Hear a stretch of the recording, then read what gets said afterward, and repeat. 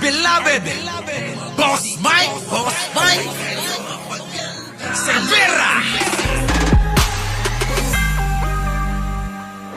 Eto na. Nako po, may nanalo na sa gera mga kababayan. May nanalo na. Pasok! Middle East, ibinida ng leader ng Iran na natalo na nila ang mga kalaban. Pero Naku sa po. kwento ni US President Kita nyo mga kababayan. Sabi ho ng Iran, natalo na daw ho nila ang mga kalaban. Ibig sabihin ba natalo na ng Iran ang Israel at Amerika. ugnay ng gera sa Middle East, ibinida ng leader ng Iran na natalo na nila ang mga kalaban. Pero Nako, natalo na daw nilang mga kalaban. Pero sa kwento ni US President Donald Trump, sila ang panalo. Nako. Ang buong detalye sa Frontline News Abroad. sabi naman ni Donald Trump daw, sila daw ang nanalo. Sino talagang totoong nanalo? So parehas silang nanalo, mga magagunggong din tong mga to. Talo ang lahat ng mga tao sa mundo dahil sa pinamahal ninyo ang presyo ng gasolina. Kaya tuloy pati yan, sinisisi sa Pangulong Bongbong Marcos. Ito lang. Natalo na ang mga kalaban. Yan ang inihayag ng Supreme Leader ng Iran na si Mojtaba Khamenei sa gitna ng kanilang pakikipagyera sa Israel at Amerika. Sa mensaheng inilabas ng Iranian television, iginiit ni Khamenei na mali ang akala ng Amerika at Israel na babagsak agad ang gobyerno ng Iran. Nako! Sige tuloy. Nagpapaligsahan-palig, pati ba naman sa pag-ako kung sino ang nanalo? Pati ba naman pag-ako kung sino panalo sa kanilang dalawa, Lintik na yan, Sige tuloy, parehas panalo. Pinuri rin ng Iran Supreme Leader ang pagkakaisa ng mamayang Iranian Nako. sa kabila ng pagkakaiba ng relihiyon at paniniwala. Problema maraming maraming mga Iranian ang nagse-celebrate, di ba? Paano mo pupurihin yun? Daming mga Iranian yung mga nagse-celebrate. Yun daw ang dahilan, kaya tuluyan nang natalo ang kanilang kalaban. Nako. Umupo si Khamenei bilang Supreme Leader matapos masawi ang kanyang ama na si Ali Khamenei sa pagsiklab ng giyera noong February 28. Iba naman ang paniniwala ni US President Donald Trump. Ayon kay Trump, napahina na nila ang depensa ng Iran. Nako po, iba naman ang bersyon ng chika ng Amerika. Tuloy. Kaya pinag-iisipan pa nitong bawasan ang mga pag-atake nila sa Iran. Nako. Naunang humingi ng tulong ang Amerika sa mga kaalyado nitong bansa. Kaya lang 'di ba hindi agad-agad sumunod. Tapos nung makaraang araw, tumalima rin sila. Nauna na nga dyan yung Japan. Sige tuloy. Para muling buksan ang Strait of Hormuz na hinaharangan ng Iran para hindi makadaan ang mga ibinibiyaheng langis. Pero tinabla si Trump ng mga kaalyadong bansa. Binawi na rin ng North Atlantic Treaty Organization o NATO ang lahat ng sundalo nito sa Iraq. Inilipat sila sa mas ligtas na lugar sa Europa. Tinawag ni Trump na duwag ang NATO dahil umano sa kakulangan ng suporta. Nako po, mga kababayan ko, kita nyo? Magulo. Kahapon, nagpakawala ng panibagong mga atake ang Iran sa Israel. Nako. Inabot ng milyon ang lumikas habang di bababa sa 3 ang sugatan. Grabe, Habang no? sa Iraq, pinuntirya rin ng Iran ang diplomatic facility ng Amerika malapit sa Baghdad Airport. Naku, bakit kasi parang, ano ba yan, US? Di ba, mga kababayan, para bang pinapakita pa ng Iran na nangiinsulto pa sila na, wala, mahina kayo. Di ba? Nakunan pa ng video ang malaking sunog bunsod ng drone attack. Grabe, Sa Lebanon naman, muling pinasabog ng militar ng Israel ang ilang bahagi ng Beirut. Target nila dyan ang rebelding Hezbollah na kakampi ng Iran. Sa pinakahuling tala, umakyat na sa higit 1,400 ang nasawi sa giyera. Kita nyo mga kababayan sa bahay, konti pa lang. Mas marami pa mga kababayan yung namatay sa COVID, Makikita nyo sa bilangan, 100,000, may milyon, ng mga tao. Grabe nung COVID, ang daming mga pinapakita, Sa Amerika, ganito namatay. Sa Europe, ganito namatay. Sa France, ganito namatay. Sa Germany, parang naghihintay ka na lang nun na, kailan kaya ako? Grabe yun, ano? Nung COVID. Yung mga, sa dami ho ng mga namamatay, niisip mo na, ako napapaisip ako, kailan kaya ako mapapabilang dito? Tapos sinabayan pa ng EJK ni Digong. Sige. So yan, mga kababayan ko. Higit 1,000 yan ay mula sa Iran. Grabe, no? Ang Iran, marami hong namamatay. Pero konti eh. 1,400 eh. Mas marami pa yatang pinalipad ng mga balat, mga missile. Oo. Diba, no? Wala. Oo. Mas madami sa drug war.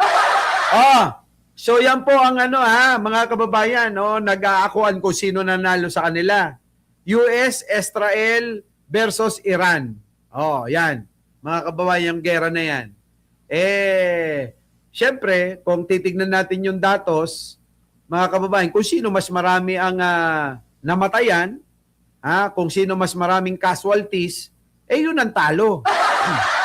Ang Israel, mga kababayan, 18. Hindi naman sinabi kung may namatay naman sa mga sundalong Amerikano. Pero mga kababayan, meron di ba? May mga bumabagsak na mga helicopter, bumabagsak na eroplano ng Amerika. Dapat siguro sinasama. Eto, mga kababayan pasok. Bakit ba nagtataas ang presyo ng gasolina? At huwag niyong isinisisi kay Pangulong Bongbong yan. Siguro, masisihin niyo si Masisegway na naman, Jay. Di ba, no? Oo. Masisihin niyo si Martin Romualdez. Di ba? Kasi mga kababayan, imbis na eto na. Pasok. At pinakamakapangyarihan, Eto na mga kababayan ko, pakinggan nyo itong balita na to. pinakamalakas at pinakamakapangyarihang navy sa mundo. Pero bakit tila hamon sa kanila ang pag-secure sa Strait of Hormuz na isang maliit na bahagi lamang ng dagat? Sa Strait of Hormuz, dumaraan ang halos 25% ng oil supply ng mundo. Ang narrowest point nito ay may sukat lamang na 29 nautical miles or 54 kilometers. Tatlong bansa ang nasa border nito, ang Oman, United Arab Emirates, at Iran. Yan, mga kababayan Tingnan nyo mga kababayan, yung UAE, yung Oman, mga kababayan ko, maliit lang Kung ikukumpara nyo sa Iran, ang luwag no? Ang luwag-luwag mga kababayan ng bansa nila. Oo. Kung mapapansin nyo po diyan, ito pong paliko sa kulay blue. May paliko po diyan mga kababayan, ayan paliko. Yan po yung daanan mga kababayan ng mga barko na nagdi-deliver sa iba't ibang bansa o mga cargo ship, tanker, na ang laman ho ay puro mga langis, gasolina. Yan po. Yan mga kababayan ko. Tuloy natin. Ang sukat ng lagusan at ang posisyon ng Iran ay mistulang naging bahagi ng formula para ang Strait of Hormuz maging isang kill box. Nako, kill box pala ng Iran yan, Kaya pala. Saan nga naman pwedeng magtago ang mga naglalakihang barko na may predictable na ruta sa makipot na katubigan? Idagdag mo pa riyan ang itinuturing ng Iran bilang kanilang most efficient weapons of war, ang Shahed drone. Grabe, Ngayon, mga kababayan, hindi na kailangan ng tao-tao. Ang labanan ngayon, mga drone na, mga kababayan ko. Oo, yung drone na yun, yan po yung mga sumasabog. Kung dati, missile na lumilipad na ganun, hindi na. Ngayon, drone, palili pa rin. Tapos, nakamonitor yan kung saan nila pababagsakin. At doon na rin sasabog. Tinatayang nasa 185 kilometers per hour ang maximum Grabe, no? speed nito at Oo. posibleng umabot ng hanggang 2,500 kilometers. Mabilis din mga kababayan ha. Sapat ito para maasinta ang mga barko sa strait Nako. mula sa anumang bahagi ng Iran. Ayan no, mga kababayan ko, no? Kung lulusubin, ay yari talaga. At kung ipagbabawal nila, wag muna kayong dadaan dyan na talagang bobombay namin kayo, yari rin. Eto na. At mayroon lamang ilang segundo ang target para makapag-react. Samantalang ang US, pwersadong mag-operate mula sa malayo. Kaya mahirap daw para sa kanila na protektahan ang mga barko sa strait. Nako po. Mula nang sumiklab ang krisis sa Middle East, umulusok ng 95% ang bilang ng mga barkong dumaraan sa Strait of Hormuz. Ang resulta, lumobo ng husto ang presyo ng langis. So ngayon alam nyo na ha, mga DDS. Kaya lumobo ang presyo ng gasolina at ng langis, ng krudo, dahil talaga sa gera. Ayan walang makalabas eh. Nakapondo lang doon eh. So paano ngayon yan? Tignan nyo mga kababayan, halos madoble yung presyo. Kaya, yung mga nagsasabi na mga DDS, kasalanan ni Pangulo to, isa lang ang masasabi namin sa inyo, mga bobo talaga kayo. Di ba mga kababayan? Mga bobo talaga.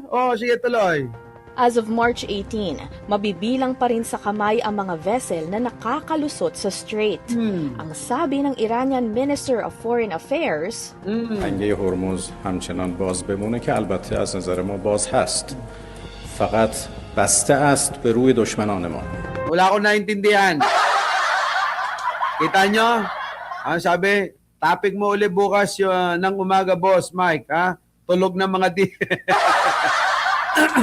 ayan mga kababayan, kaya yung mga nagsasabi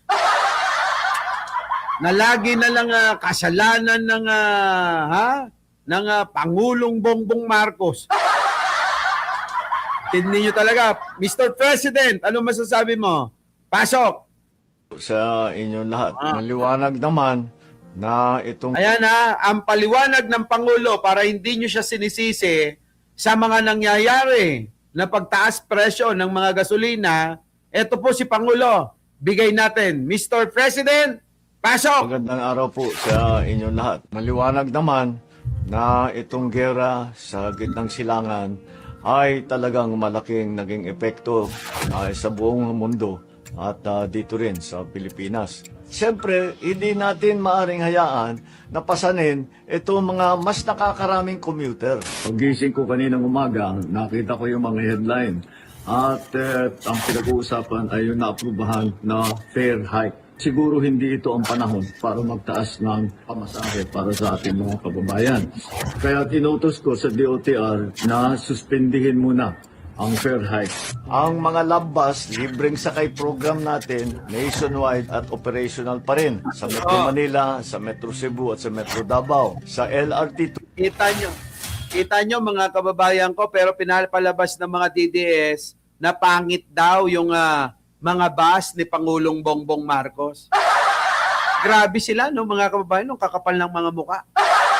Mga kababayan ko, tingnan nyo mga kababayan, yung mga DDS, lagi nilang sinisiraan ang magandang proyekto at mga ginagawa ni Pangulo. Binubulag nila sa mga fake news eh. Alam nyo ba yun, mga kababayan ko? Tingnan nyo.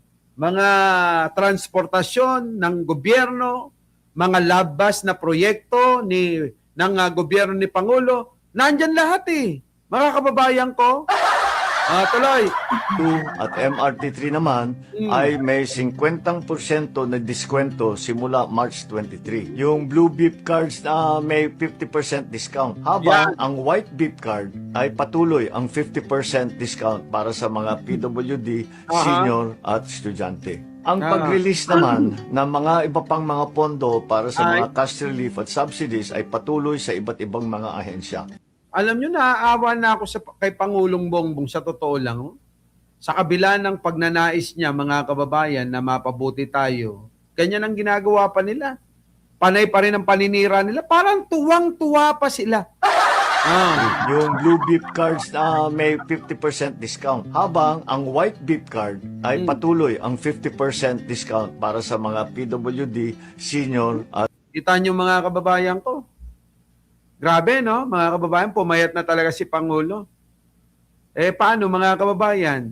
Gusto, si Pangulo lang ang nagtatrabaho. May vice presidente na imbis na tumulong, nandun, naninira pa yung gaga.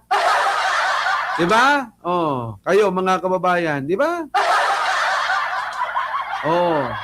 Sa Davao, inangkin nila yung love bus. Kita mo? estudyante. Ang pag-release naman ng mga iba pang mga pondo para sa mga cash relief at subsidies ay patuloy sa iba't ibang mga ahensya. Fuel subsidies sa DOTR ay nai-release na. Halos 100,000 na tricycle driver ang nabigyan ng Marso ng Abente. Pati na rin Pero ayaw pa rin nila, no? Marami pa rin mga bobot tanga. Nauna na sa mga pila, sa mga ayuda ng gobyerno, abay mga kababayan nang iinsulto pa. Bang klase talaga mga kababayan nitong mga DDS ang nationwide rollout para sa ibang transportation sector workers na magsisimula sa April 6. Naintindihan natin ang sigaw ng mga nagpoprotesta na kababayan nating nasa sektor na ito. Pero gusto kong ulitin sa inyo, hindi kayo maiiwanan, hindi kayo pababayaan ng pamahalaan. Kita nyo mga kababayan ko yung sinasabi ng Pangulo? Protesta kayo ng mga protesta mga inang-ina nyo. Imbis na kayo makipagdialogo na lang kay Pangulong Bongbong Marcos sa gobyerno, wala kayong ginawa, nagpapasaway pa kayo. Sabi sa amin, mangiroroman kayo, to okay ninayo. Dagmal kayo amin. Mga kababayan, imbis na gumawa na lang ng maitutulong nila, abay nagpapasaway pa. Kakapal ng mga muka.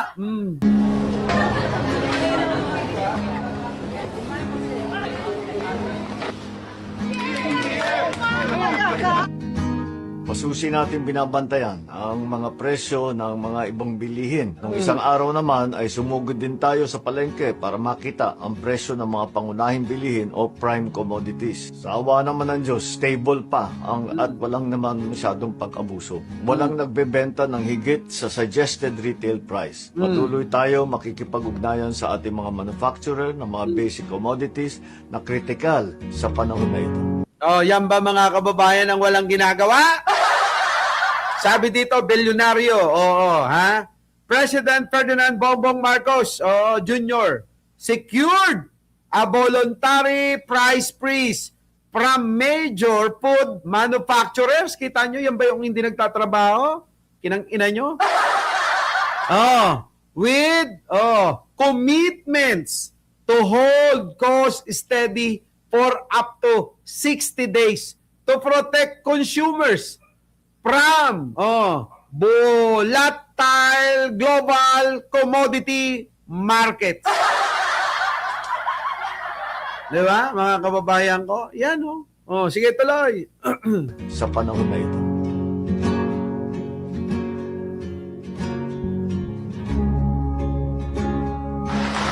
Grabe si Pangulo, no? Sipag kasi. Tapos si Sara, mga kababayan, walang ginagawa kundi manira lang. Lubong-lubo na ho yung katawan. Mukha na hong boksingerong bakla. Sa bigas naman, ongoing pa rin ang 20 peso rice sa 177 na LGU. Sana nanonood si purong Pilipino na sinasabing wala pa rin yung 20 pesos na bigas.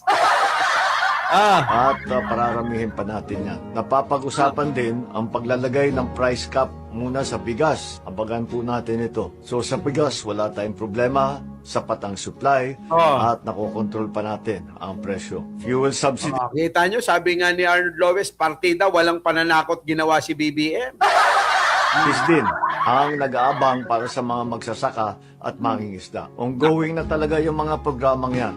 Pero nagpatagdag pa tayo ng 50 million sa mga regional field offices. Ang presyo naman ng fertilizer, ibang usapan po yan dahil petroleum product yan. Nakikipag-usap na tayo sa iba't ibang fertilizer producing countries. Okay pa tayo sa Abril. pero pinaghahandaan na natin ang May to June. Kita nyo mga kababayan, yan ba yung walang plano? Yan ba yung walang ginagawa? Tanungin nyo naman yung mga Duterte kung ano na nagawa nila.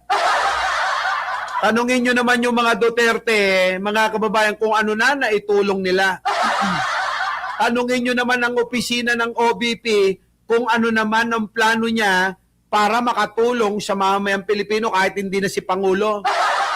Kahit hindi na kay Pangulo. Ano ang maitutulong mo ngayong hayop ka na mukha kang baklang boksingero, Sara, sa gitna ng krisis na nangyayari sa bansa? Di ba ang ginagawa mo lang manira ng manira? Manisi ka lang na manisi, hayop ka. Di ba? Oo, totoo, mga salot eh. Yan ang mga totoong salot, mga kababayan. Wala silang ginagawa kundi ma-make news. Ma-make news ng ma-make news, palulutangin at ipapakita sa social media na ang mga Duterte may ginagawa. Kahit wala. Sa supply naman ng kuryente, kinakausap ang mga power generation company upang madagdagan pa ang kapasidad ng ating mga grid sa susunod na 60 days. 23 power project na may kapasidad ng 900 megawatts ang inaasahang mag-o-online para makatulong sa supply. Grabe, no? Ongoing din ang koordinasyon sa Ito mga kababayan, ang Pangulo may plano. May plano ang Pangulo, may ginagawa ang gobyerno. Hindi ho katulad ng mga pinapakalat ng mga DDS na kung ano-ano. May ginagawa ang Pangulo, kita nyo, mayroon pa rin silang masasabi. Palibasa si Sara, wala talaga, wala kayong masasabi kundi nga. paggamit ng malampaya natural gas na full capacity para madagdagan naman ang supply natin sa kuryente. Tungkol naman sa supply ng langis, nakikipag-usap na po tayo sa mga bansa na ating mga trade partner gaya ng India. Ngunit sinasama na natin lahat ng mga iba at tinalapitan ang China, Japan, Thailand, Brunei. Kita nyo mga kababayan ko. Pati China ngayon ay kinakausap ni Pangulo sa mga problemang pandaigdigan. Issue pa rin sa kanila. Kundi mga tanga talaga, mga bobo. Ang tatanga, wala na itong sentido komún. Tuloy. South Korea patungkol sa mga posibleng supply arrangement. Maganda naman ang naging usapan natin, buti na lang at talagang kinakaibigan natin sila at sila ay handang tumulong sa atin.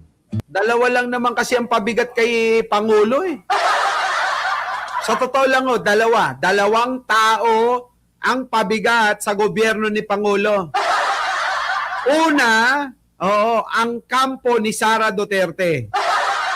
Ikalawa, ang kampo ni Martin Romualdez. Tao pa mo ha! Diba? Yan, dalawa ang problema na yan. Parehas na mga mandarambong, mga magnanakaw. Ayop na yan mga yan, hindi. Nako! Tuloy. Gigigil ako. Sige, tuloy. Ewan ko. Hindi ko na nga alam kung hanggang kailan ko matitiis tong nako. Naghihintay nga lang ako ng isang bumanggit ng pangalan ko eh. Talagang yung matrix ko, ilalabas ko eh. Martin.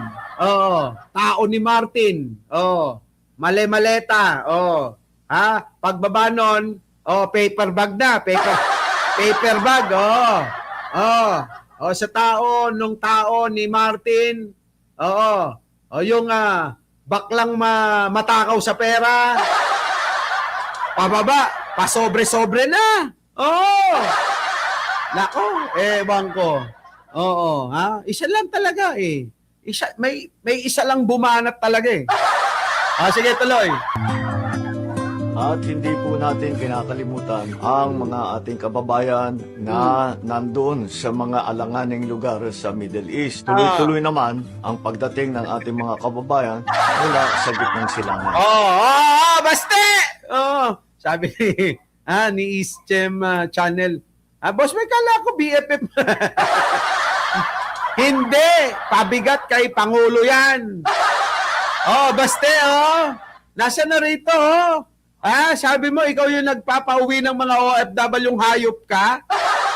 Tuloy naman ang pagdating ng ating mga kababayan mula sa gitnang silangan. Kita nyo mga kababayan ko, mga kababayan, ang Pangulong Bongbong Marcos, Mahigit 1,400 overseas Filipino workers at 334 dependents na ang nakauwi mula noong 5 ng Marso hanggang March 17. Yung Mr. President, meron po ba diyang kasamang napauwi ni Baste? Kasi pinagmamalaki ng mga DDS yun eh. Si Basti daw ang nakapagpauwi. Tatlong government chartered flight naman ay dumating dito noong March 18 na may sakay na 153 OFW, 114 dependent at saka 50 stranded na Pilipino. Ayan, nakita nyo transparent na transparent si Pangulo. Lahat po mga kababayan, Anong klase baklang mataba? A or B? B. Ito na. Sa mga susunod na araw ay mas marami pa ang pararatingin natin. Ay marami sa kanila ay uuwi sa Visayas at Mindanao. Kaya kita nyo? Mga taga Mindanao. Marami daw uuwi mula sa Visayas at Mindanao. Sabi ni Diane Asuncion, si Sara at Martin, sinagot talaga. Totoo, mga kababayan, pagkaisipin yung maigi, ipikit nyo ang inyong mata. Tapos isipin nyo yung baklang mataba. Talagang ang problema ni Pangulo, dalawa lang, si Sara at Martin lang. Tuloy. Tiniyak naman natin na makakapag-hotel muna sila at binubuk natin sila sa mga flight na papunta sa kanilang mga probinsya. Tinitiyak natin na naaalagaan sila ng mga. Anong pinakain? Ako nagpakain, no! Ngayon ang panahon para magtulungan. Ngayon ang panahon para maipakita natin sa buong mundo ang katangian ng bayanihan na nasa puso ng bawat Pilipino. Bawat isa sa atin ay may magagawa namang paraan para makatulong. Pagtitipid man, magtulong sa kapwa, o kahit sa pamamahagi ng tamang impormasyon at hindi pagkakalat ng fake news. Huwag naman sana tayong magdagdag pa sa problema. Kita nyo mga kababayan, nakakaiyak yun yung sasabihin ni Pangulo na wag naman sana na tayong magdagdag pa ng problema. Yung kaka-fake news ng mga DDS, yung kakapal ng mga muka. Diba mga kababayan ko? Yung mga DDS, maawa naman kayo. Di ba? Si Maring Linda, kung ano-ano pinaglalaban, mukhang nandoon pa sa bembangan niya. Sabihin nyo nga kay Maring Linda, Hoy, Maring Linda, lumayas ka na dyan sa bembangan. Nandito na kami sa dulo. Sige, tuloy. Tayo ay kailangan magtulungan, alalahanin natin ang pagmamahal natin sa ating mga kababayan. Huwag natin kakalimutan na kapag pinabayaan natin ang isa sa atin, napabayaan na natin ang buong bansa. Asahan naman ninyo na nandito lang ang pamahalaan bilang inyong bilang inyong, ito na, kasunod, pasok. Para maipakita natin sa buong mundo ang katangian ng bayanihan na nasa puso ng bawat Pilipino. Bawat isa sa atin ay may magagawa namang paraan para makatulong.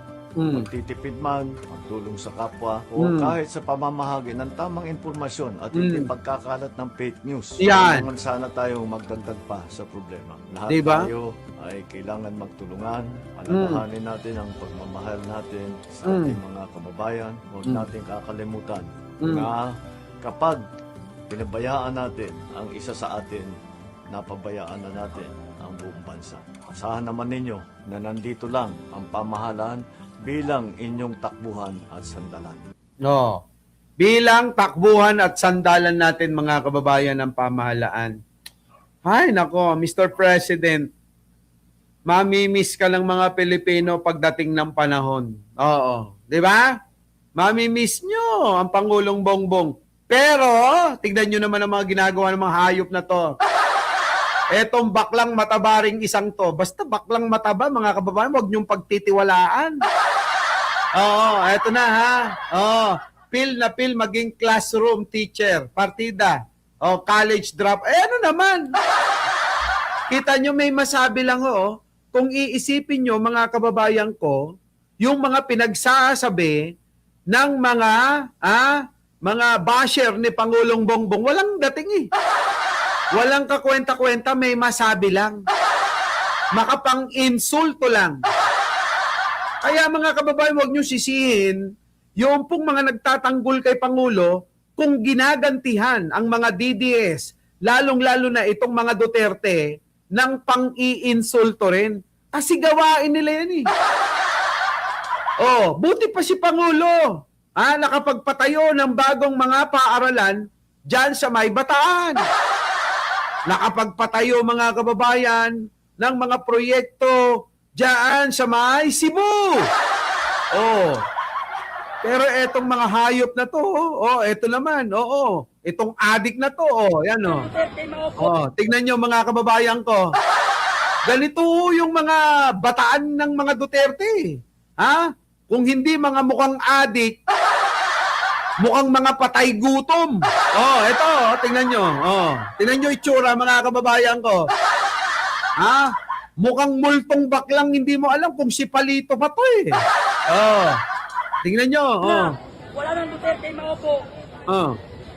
Wala na talagang mauupo, tanga.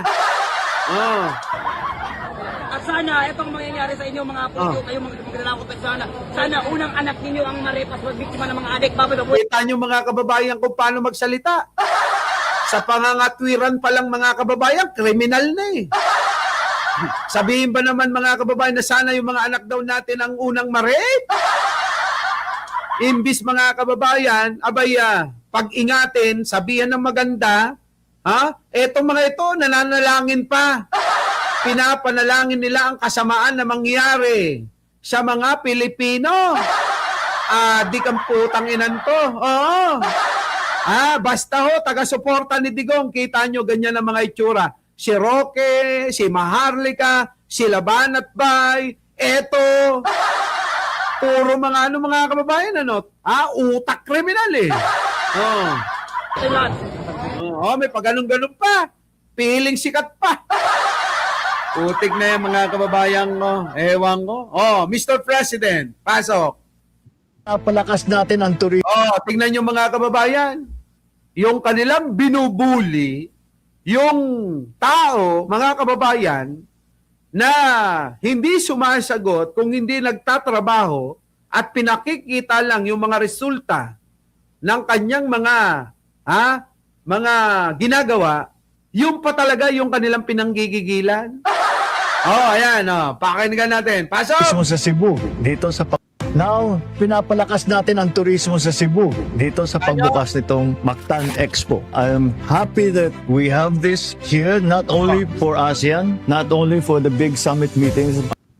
Sayang, no? Wala rito si purong Pilipino, no? Diba? Makita niyo sana, Mactan Cebu, daming proyekto ni Pangulo. Tuloy. I'm grateful for all your dedication to put the Philippines' best foot forward for not only our Asian neighbors. Alam nyo, totoo yan, mga kababayan, sa Cebu ho, favorite kong puntahan nung ang gusto kong i-travel puro dito local. Napuntahan ko yung Oslo, nandyan po yung kamukhaan nung baklang mataba na butanting. Nandyan din yung kamukha ni Roque. Nandyan din yung kamukha ng bataan ni Martin. Mga kababayan ko. Puro butanting mga kababayan eh. Pero yung butanting sa Cebu, mababait yun. Hindi mga mukhang pera. Sige, tuloy. but for the rest of the world. I speak not only of ASEAN, I speak not only of Mactan Expo, but also of the entire tourism industry. And so long as we get a good start with the ASEAN Summit, which begins on the 8th of May, then I'm sure that there's nowhere to go but up. Well done. Congratulations. The future is bright. Maraming salamat sa inyo lahat. Kita nyo, mga kababayan ko, yan ba yung walang ginagawa? Yan ba yung walang ginagawa? Maring Linda, umalis ka na. Kunin nyo nga yung attention ni Maring Linda. Ayan o, kita nyo, nag-i-enjoy pa dun sa bengbangan, no? Diba? Ayun, mga kababayan, kita nyo? Masisisi nyo ba ako kung bakit ganito ako sumuporta kay Pangulo? Sige nga. Masisisi nyo ba ako kung bakit all out yung pagsuporta ko sa kanya? Kaya mga kababayan ko, maniwala kayo. Oo. Uulitin ko, ang problema ng Pangulo ay ang kampo ni Sara Duterte at kampo ni Martin Romualdez. Yan lang. Oo, etong mga ito, ang problema. Nakuha nyo, mga kababayan ko? So paano? Move on. Sino si Maring Linda? Hindi pa makamove on, ayaw umalis doon. Ayaw umalis doon. Ayaw umalis eh. Maring Linda. So mga kababayan, maraming salamat sa inyong pagsama. Opo mga kababayan, sa susunod siguro, iklian na natin yung bengbangang kwentuhan, ano? Kasi baka mamaya magkahabol-habol pa kayo ng bunso eh. Thank you naman, JC Peña Robia. Oo, di ba? Oo, JC, ano? Okay. So muli, maraming salamat. Ai Chang, Arnold Lopez, Lunita, JC, si Easy Chim Channel, si Catherine Galpo, si Maring Joji, nandyan na. Ayaan nyo na nag-i-enjoy. Tingnan nyo, mga kababayan ko, I don't like. Grabe. Alicia Duran, Beatrice, nandyan na. Thank you po. Marites Musni, Priscilla Ramasamy, at si Ligaspi, si Bea Retesa, sino pa? Si Bravo Juliet Mike, si Kamikanico, at sa inyo pong lahat, mga kababayan. Maraming salamat po. Our beloved Boss Mike Cervera.